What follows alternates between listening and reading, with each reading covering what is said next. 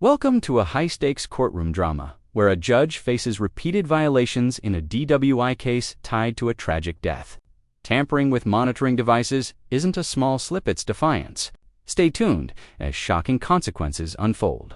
Subscribe now for more dramatic courtroom breakdowns you can't miss. All right, Judge, and just to distinguish where we're at, this was not an alcohol event at all. He's been. I don't know that.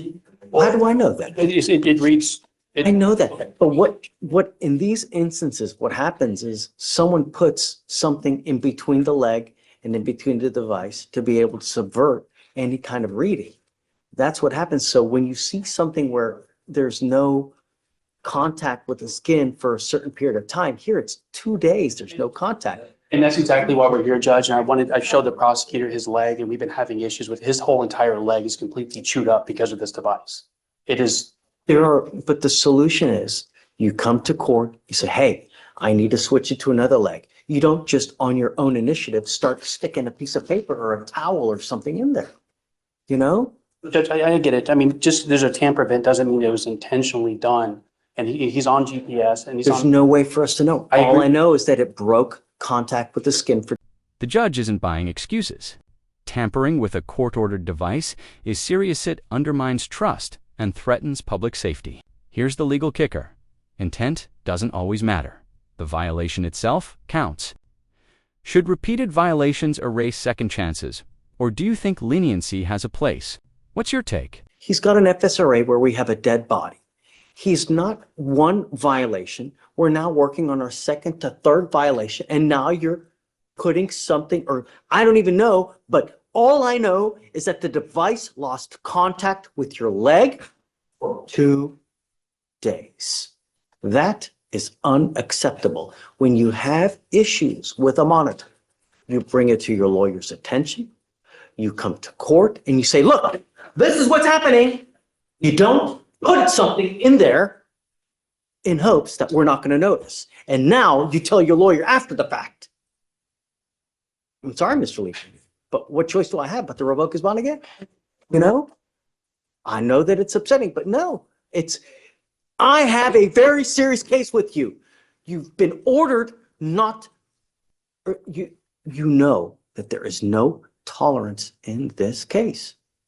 Yet, you lost contact for 2 days. I'm revoking your bond. Go to jail. Sorry.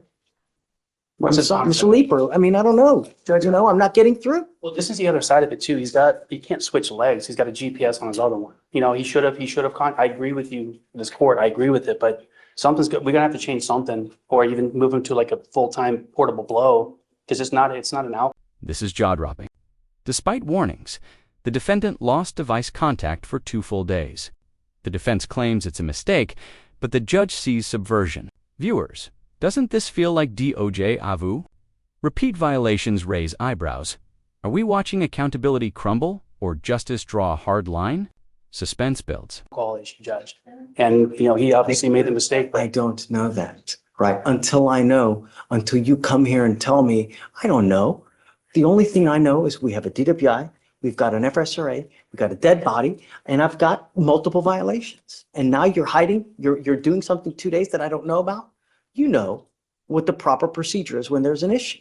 And you're just not doing it. You do what you want to do. That's not the way it works. And now you go to jail. Goes with you. I'm sorry, Mr. Leeper. I can't continue to justify it. Fine, Judge. He does bond out.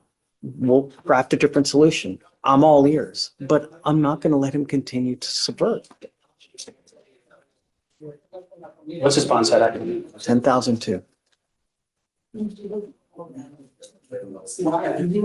I mean, it doesn't make me happy, but I have to let him know that I'm serious, you know, and you go 2 days, you don't have it.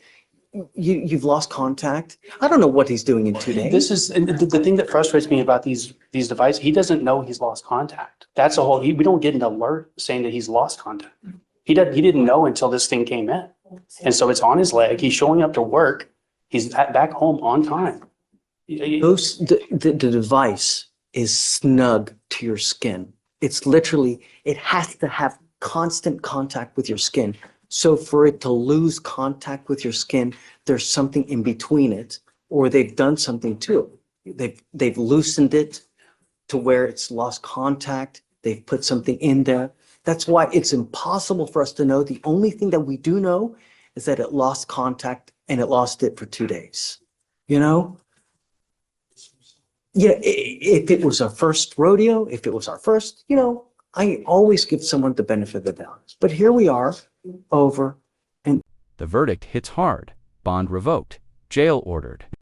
The judge emphasizes consistency, ignoring orders. Hiding violations, even unintentionally, erodes the system's credibility. This ruling underscores a crucial truth. Compliance isn't negotiable when lives are at stake. The gavel here signals zero tolerance, sending a loud message about courtroom discipline. over and over. And I've admonished him the last time, if you ever have any problems, you come to us. You don't do things on your own. Thank you, Jeff. I agree, Steve. I'm sorry, Mr. Lister. So, well, look, he'll end up bonding out. When he does, come back and we'll talk about it. And we'll figure some solution out. My only issue is that if I give him a portable device, is he's going to start skipping blows? That's why we have this grant. But I'm willing to give him an opportunity to let the leg heal, give him a portable device. Keep him on GPS and keep him on curfew hours. Same thing, but I'm telling you, if I start seeing skipped blows, we'll have an issue. You know? This case closes with a stern reminder. Justice demands respect for rules. Repeated violations, tragic consequences, and a defiant defendant sealed the outcome. The judge's message is, clear compliance is survival in court. Like, comment, and subscribe for more shocking courtroom stories where every ruling carries life-altering weight.